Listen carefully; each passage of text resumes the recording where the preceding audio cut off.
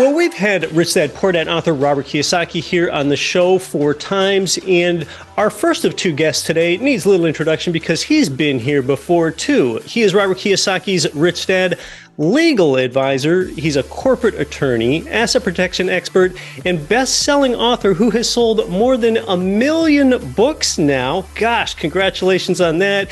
His books guide entrepreneurs and investors. So welcome back to Get Rich Education, Garrett, Sutton. Thanks, Keith. Pleasure to be with you again. And it's the debut appearance of Garrett's son here on the show. Garrett, tell us your thoughts when you learned that Ted wanted to attend law school and follow in your footsteps, because that's not the undergraduate track that Ted had begun with. That's right, Keith. He was at the University of Utah studying mining engineering and spent a summer in Chile, which he can tell you about, and decided that mining engineering wasn't for him.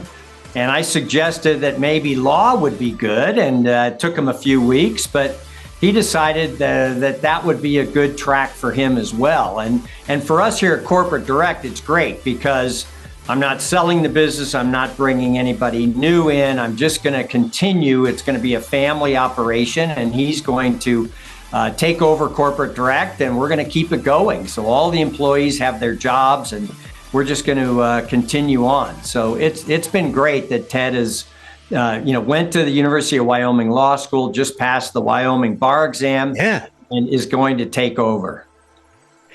Yeah, well, tell us about that, Ted, because really it wasn't all that long ago that you spent 3 summer months at a mine in Chile when you were still pursuing this mining and engineering track. And I imagine also that was summer in North America, so it was winter down there in Chile where you were at this mine. Yep, it was their winter and our summer. Yeah. And I was down there for 3 months, and this was the summer right before my last year of undergrad. And as you mentioned, I worked 3 months there. It was an open pit copper mine in the middle of the Atacama Desert. It's the middle of nowhere, and it's also the driest place on earth. It rained once there, and that was the first precipitation that they had in 2 years. So definitely out there, very remote. But with that said, I did enjoy my time there. I got to shadow a bunch of people in different parts of the mine. And I got to interact with a lot of the miners, and I got along very well with them because here's this 6'1" gringo, and how many Americans do they get to see? Yeah, and it was a good experience. I enjoyed my time there, but it made me realize that I didn't really want to make a career out of that, just because you're living in a remote area, and a lot of people switch jobs every few years. So it made me realize that this might not be something I want to do. Now, after I graduated with my degree in mining engineering, I thought about my experience in Chile, and it kind of felt like I reached the end of the road. And I remember I was eating brunch with my parents in Salt Lake the day after I graduated, and we were sort of brainstorming, like, what could I do next? And I remember Dad proposed to me. He said, well, Ted, I mean, you could go to law school. You could work for me and eventually take over my practice. And at first I'm like, wait, why the hell would I want to do that? I wasn't really a big fan of reading and writing. And like, who wants to work with their dad? Like, who's crazy enough to do that? Well, I mean, apparently me, but yeah, so I thought about it for a few weeks, and I've traveled with him before. I've done some seminars with Robert around the world. And I got to see the impact that he's had on people, that Robert's had on people, and how they've done a lot to help people. So after a few weeks, I said, you know what? I'll take a leap of faith, go to law school. And it made me realize that it'll put me in the best position to help the most amount of people. And that's something that I really value. So eventually I took that leap of faith, and I haven't looked back since.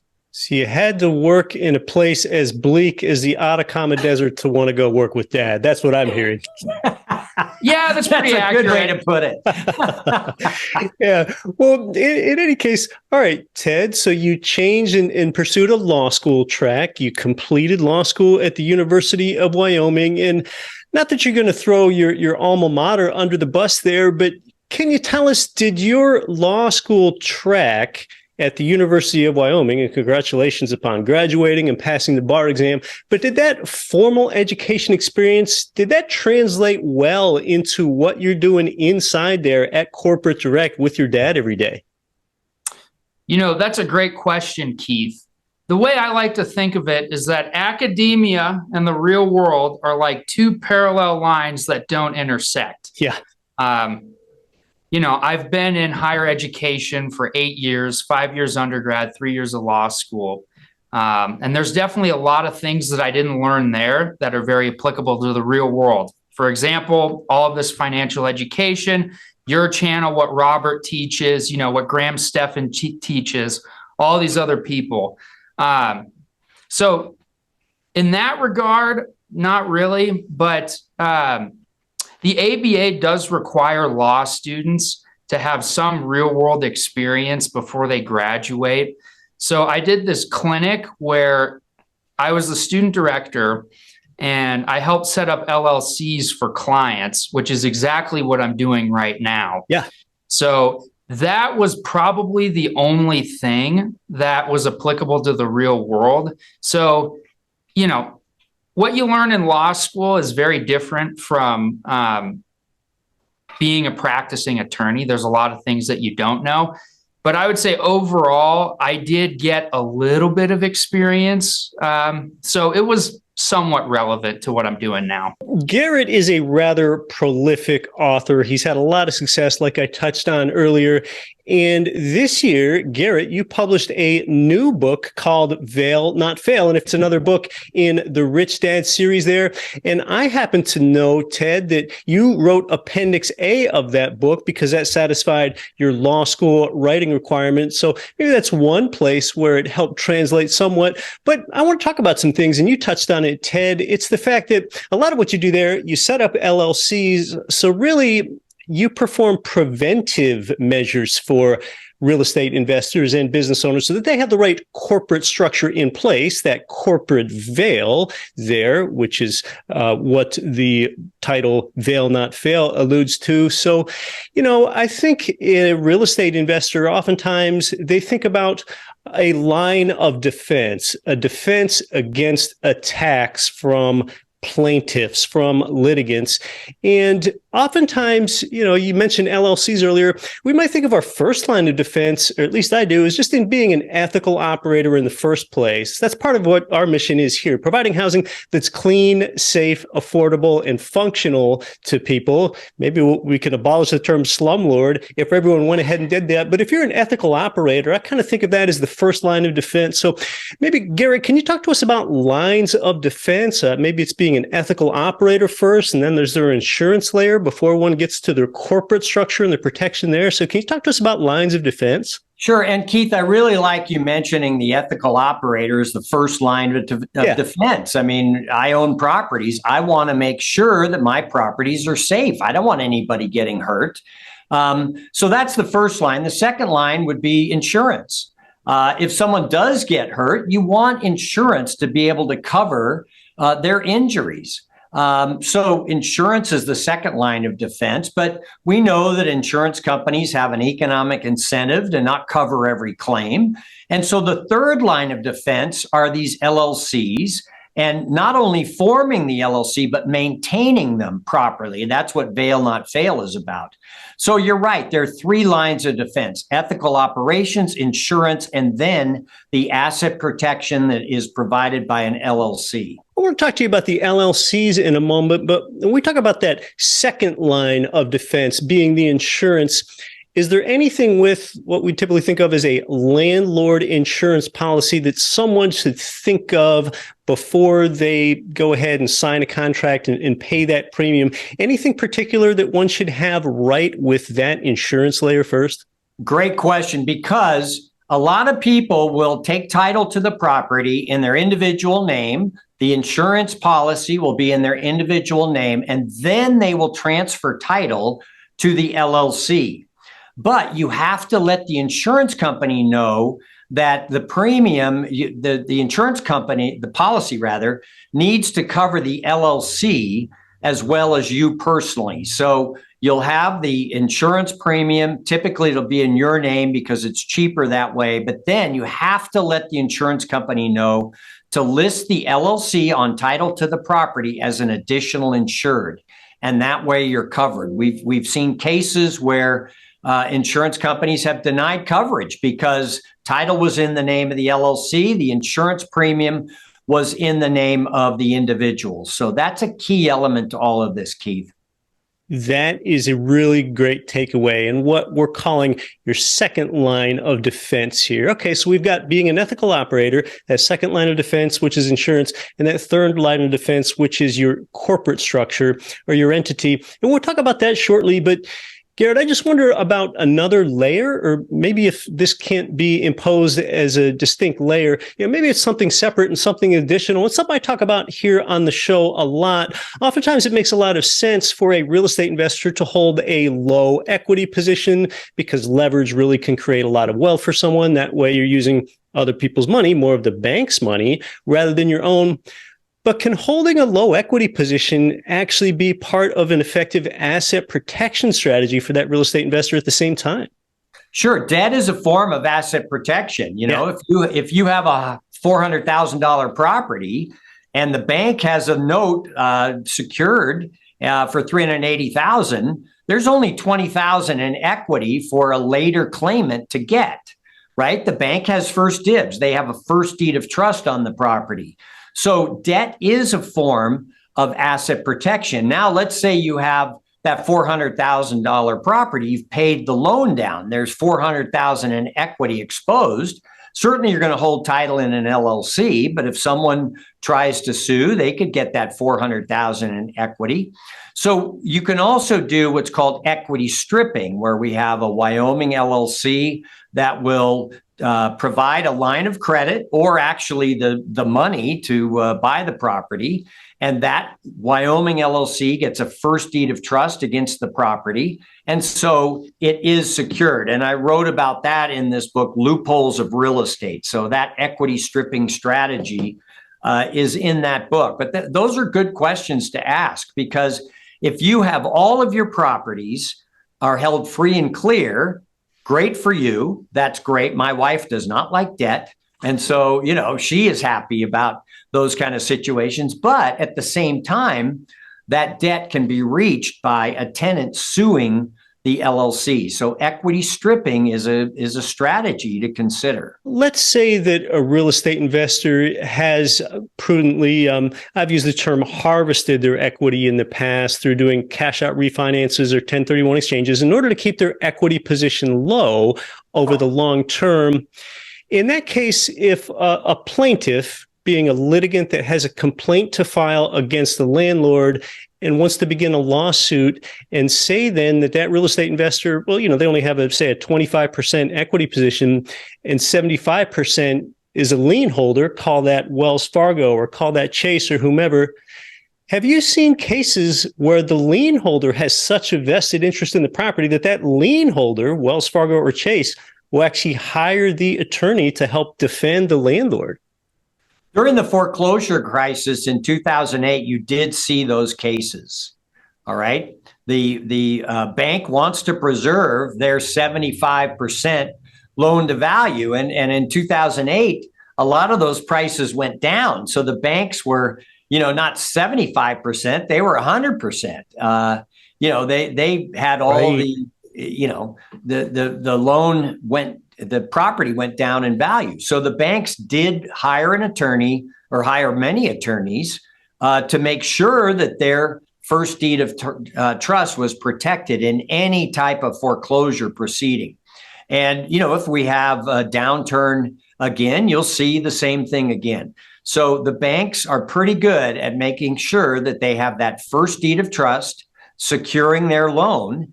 And they want that, 25% loan to value cushion. In a downturn, that goes away, and they're going to fight to maintain whatever security they can in the property. Previously, you had mentioned a scenario where a Wyoming LLC can take an interest in the property, and that offers some advantages to the real estate investor. Can you tell us more about that? I'm not familiar with it. Okay, so let's say in our $400,000 example, let's say you're going to buy a new property and you've got all cash. And so what you do is you're going to take title to an Alaska property where you are, Keith. You're going to use an Alaska LLC, but you're putting $400,000 down. And so there's all this equity available to a tenant who would sue. What you do is you set up a Wyoming LLC. You have the Wyoming LLC put the money in to buy the property. The Wyoming LLC has loaned the money in to buy the property. They get a first deed of trust on that equity, and it's secured. You have a note. You have a first deed of trust on title. And someone looking to sue will see that this Alaska LLC is fully encumbered. There's a first deed of trust held by a Wyoming LLC. And if you get into court, you have to tell the truth. Well, I put that money in through a Wyoming LLC, and the court will respect that. There's another way to do it, Keith, and that is where you offer a line of credit, a promise to loan in the future. So the Wyoming LLC says, I will loan Alaska LLC $400,000 if they need it in the future. To secure that future promise, the Alaska LLC gives the Wyoming LLC a first deed of trust.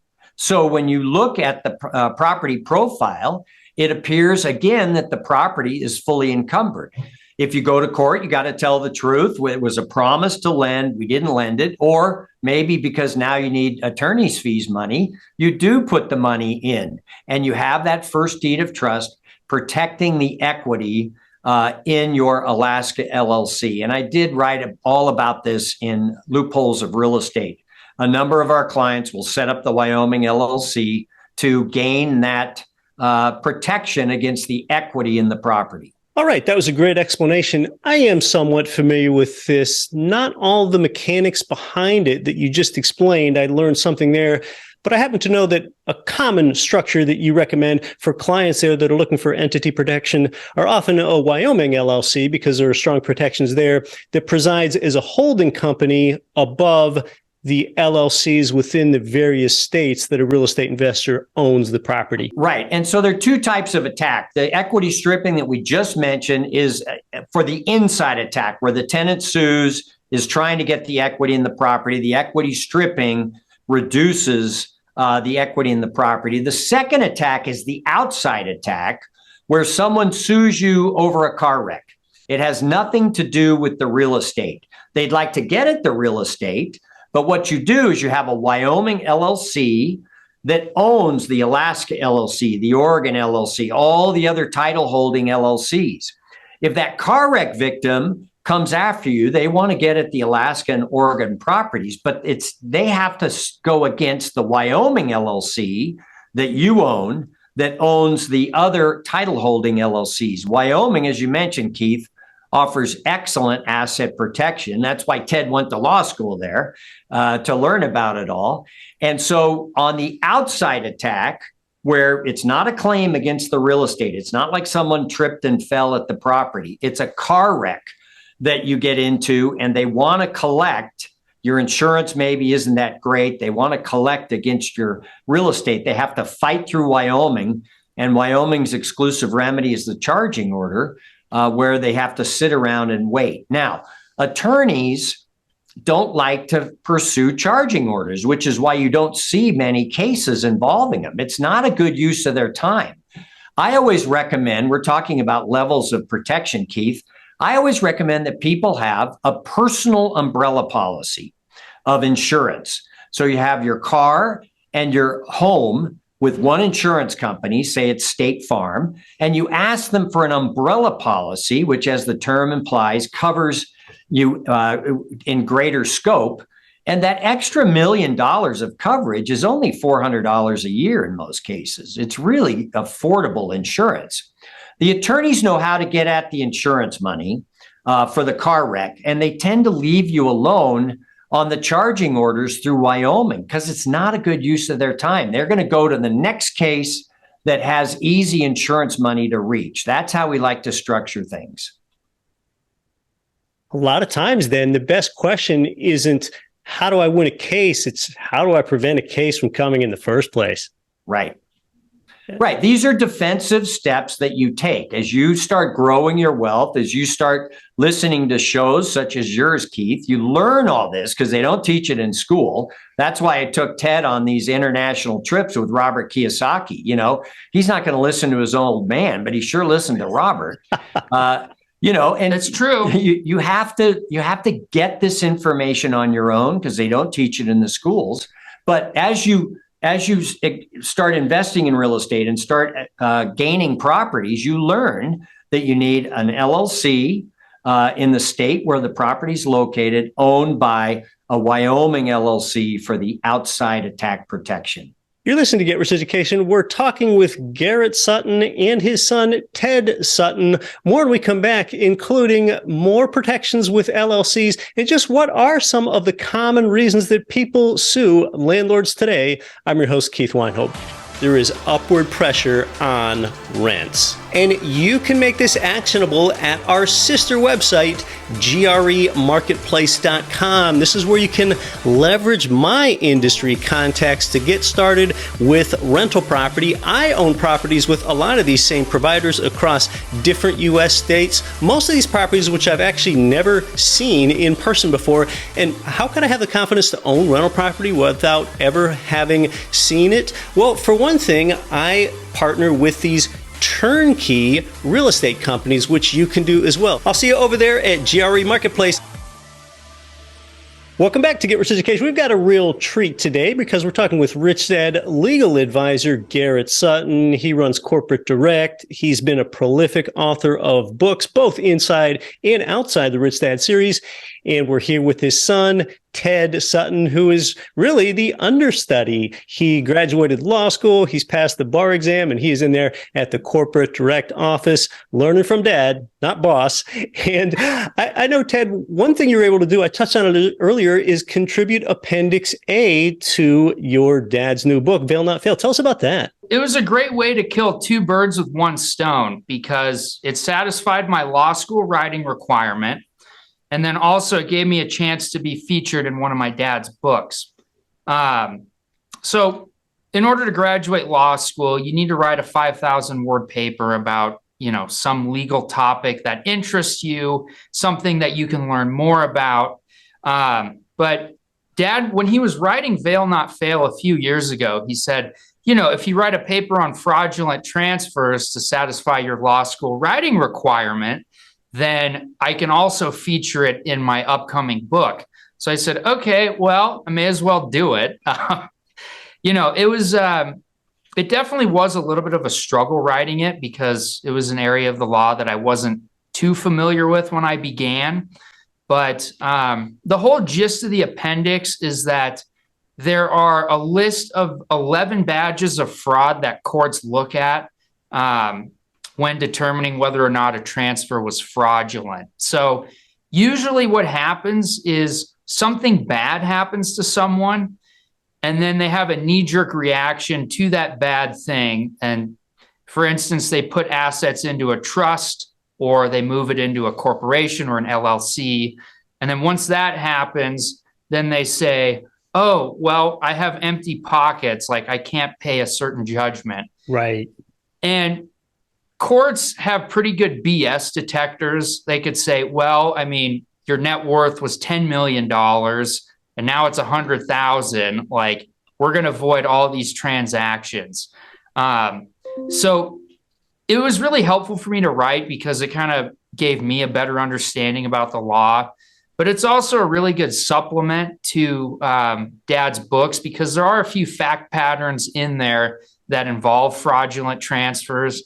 But the biggest takeaway that I had from writing that was that it's just, you need to have common sense when it comes to protecting your assets. A lot of these people, what they do is they move their assets after something bad happens, whether it's a lawsuit, a car accident, a divorce case, bankruptcy, whatever. So what we recommend at Corporate Direct is just setting everything up before anything happens. So for instance, for real estate investors, it's better to just have the LLC there, buy the property with, through the LLC, and then set up the holding company. And then in the event that something bad happens, in the inside attack where the tenant trips and falls, they can only collect from the LLC. And then also during an outside attack with, getting into a car wreck, then they're only stuck with the charging order protection of the Wyoming LLC. So having all of this set up beforehand is the best way to protect your assets so you don't end up like the people that I wrote about in Appendix A. Okay, we don't want to be a story in a Garrett Sutton book so much. No. But so you're talking about fraudulent transfers, basically people that get sued and they try to hide assets or transfer it away so that that plaintiff can't see that they're there. That's what a fraudulent transfer is. And you help people get that in place, the day they buy the property, or if they already own the property, helping them set up that corporate structure and get that LLC safely established for them. So why don't we talk more about that and making sure that that structure is proper and as close to impenetrable as possible when we talk about what we're calling that third line of defense here, that limited liability company. What is the best way to go ahead and set that up? Well, you want to set it up at the start, like Ted says. You want to make sure the title is in the name of the LLC. Some people will set up the LLC and think they're fine, but you have to take that second step of transferring title from your name into the name of the LLC. And then we don't want them to pierce the veil. We don't want them to say that you haven't followed the corporate formalities and thus aren't entitled to protection. And so that's one of the key elements of veil not fail is, they pierce the veil in 50% of all cases, Keith. So it's pretty common. And so you need to take steps to maintain the LLC properly, or your corporation. You need to pay the annual fees. You need to have a registered agent. You need to do minutes every year so that when you get into court, the court can clearly see, or the jury, that you have followed the rules for operating as an LLC or corporation. And that goes a long way to protecting yourself from having someone pierce through the LLC wall and get at your personal asset. Corporate formalities, they are easy to do, but probably easier not to do. So really, that's a big part of you guys' role in there in helping investors set that up and then maintain it over time and stay on track. And you spoke to some of those things that need to regularly take place in order to maintain the integrity of that LLC. Can you talk to us some more about that maintenance and, for example, what that might involve with record keeping? You had touched on some meeting minutes. I mean, if someone owns a single member LLC and they're an individual investor, do they have to have some weird meeting with themselves? And then do they need to keep separate checking accounts for all these LLCs? So talk to us some more about that. Yeah, the people who are the single member LLCs say, yeah, I have to have a meeting with myself. And yes, right. You do. Keith, when you form with us, we give you a book with all the templates for the minutes. So you can do it yourself. But so many people don't. It's kind of like going to the dentist. It's just a chore they don't want to do. We offer a service where we will do your minutes every year for you. Your minute book will be filled with evidence that you followed the corporate formalities every single year. And that's what you want when you get into court. Secondly, you mentioned the bank account. You definitely want to have an LLC bank account. You want a bank account per LLC.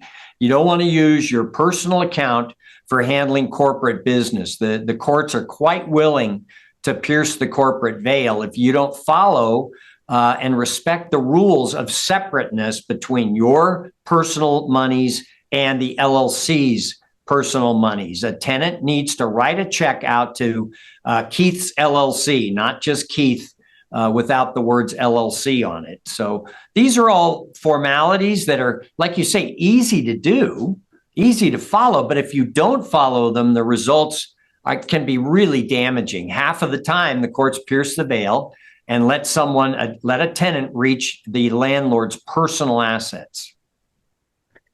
One thing I've always liked about how you handle things in there is you use some common sense and you understand that, if, say, for example, one real estate investor owns 10 rental single-family homes in 3 states, and say those 3 states are Alaska, Oregon, and Georgia, and a real estate investor has 3 homes in one state, 3 in another, 4 in another for their 10 rental properties.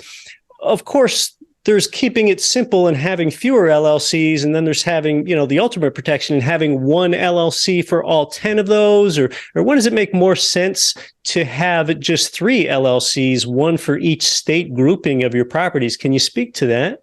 Yeah, and in your example, Keith, you would certainly have at least 3 LLCs. If you had one LLC holding 10 properties in 3 states, you'd have to qualify in the other 2 states. So you're paying the same amount for one LLC as you would be for 3 LLCs. And of course, you have better protection with 3 LLCs.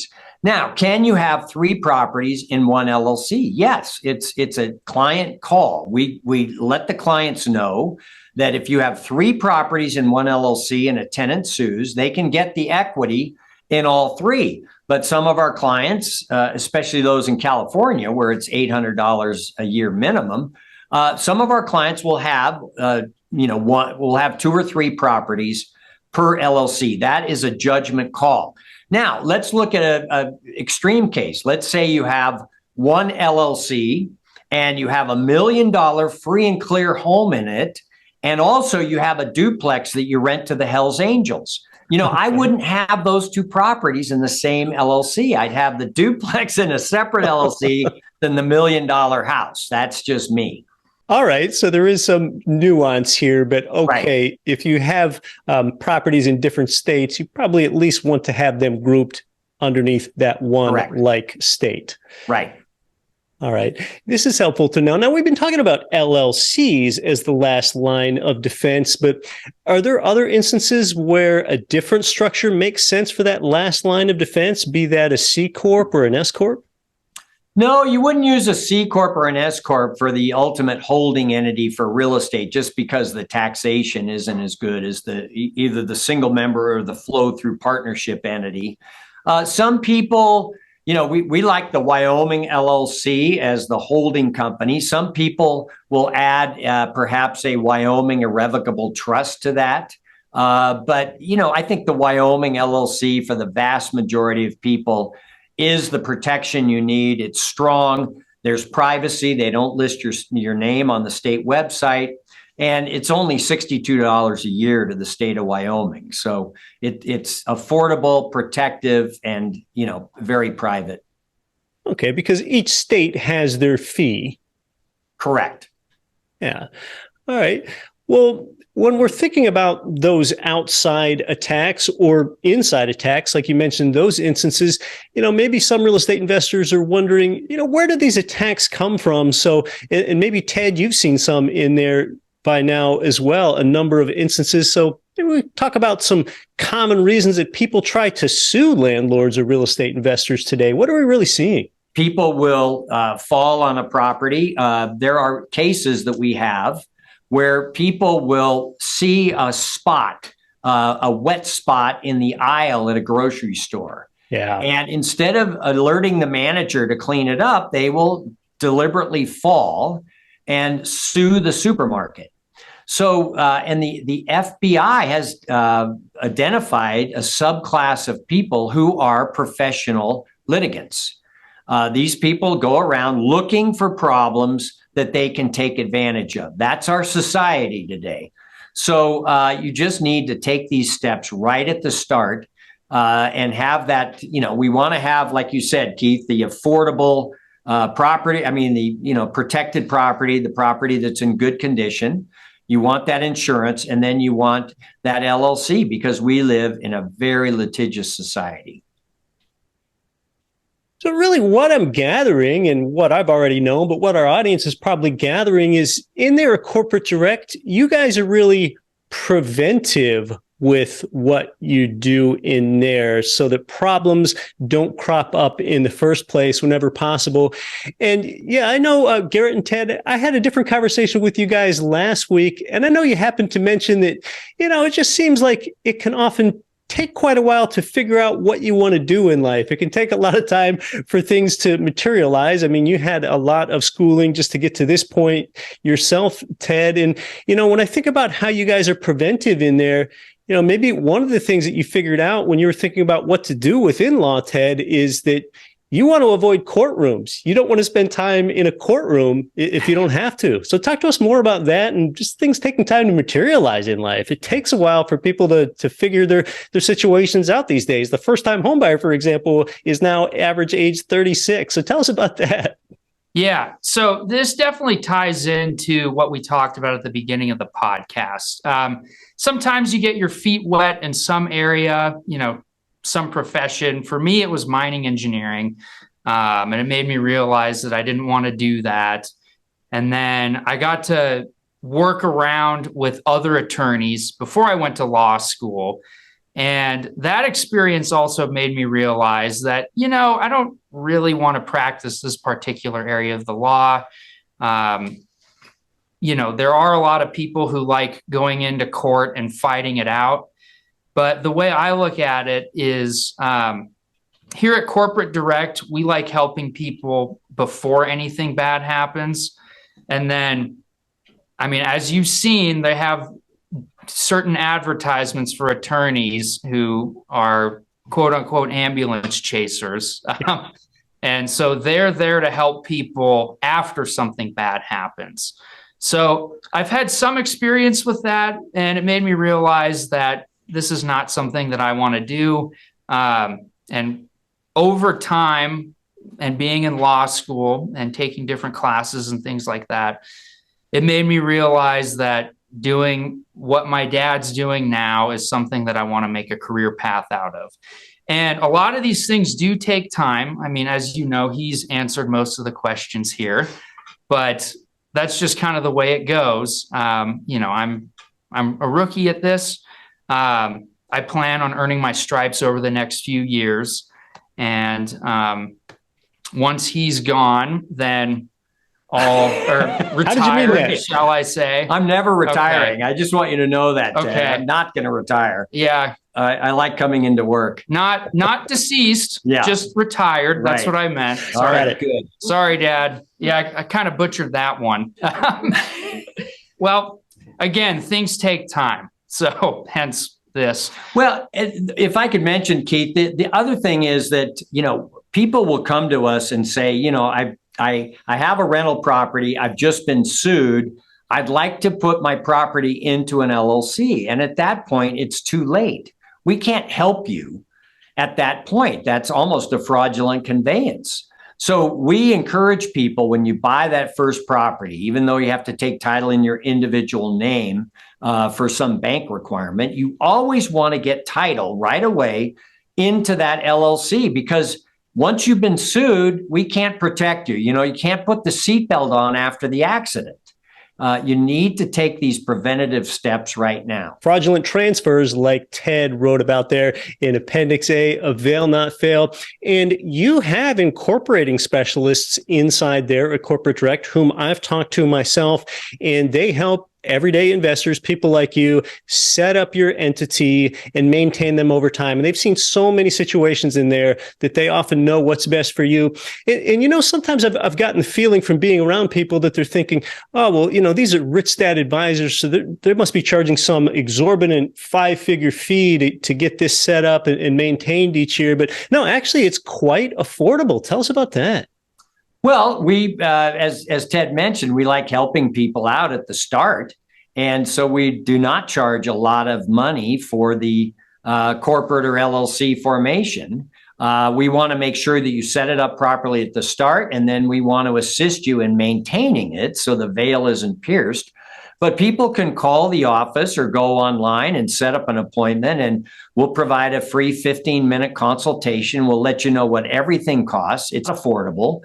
You pay for setting up the entity, and you pay for the filing fee for the first year. And then in the second year, you don't have to pay the formation fee again. It's just the annual renewal fee, the registered agent fee. So this is not expensive. And you just have to look at it as another form of insurance. You know, you have that insurance on the property, you need the insurance of the entities. It's just another form of insurance. And you can get started with that at corporatedirect.com yourself. Garrett mentioned that free 15-minute consultation to see how they can best help you. Well, Garrett and Ted, do you have any last thoughts with what we talked about with the difference between formal education and some of the real world education that you get here and corporate formation and LLCs and just the fact that it takes a long time for things to materialize in life? Any last thoughts? Well, you know, I think it's just important to have common sense. Your listeners and viewers are taking the right step to get educated because they're not teaching this in school. And so, you know, you have to gain this information on your own and just know that you're going to be needing LLCs and asset protection. It's not expensive. It's the right thing to do. And we're happy to help people with it. Well, Garrett and Ted, it's been great learning about LLCs and protecting oneself and the father-son succession plan here as well. Thanks so much for taking your time to come onto the show. Thanks, Keith. Thanks, Keith.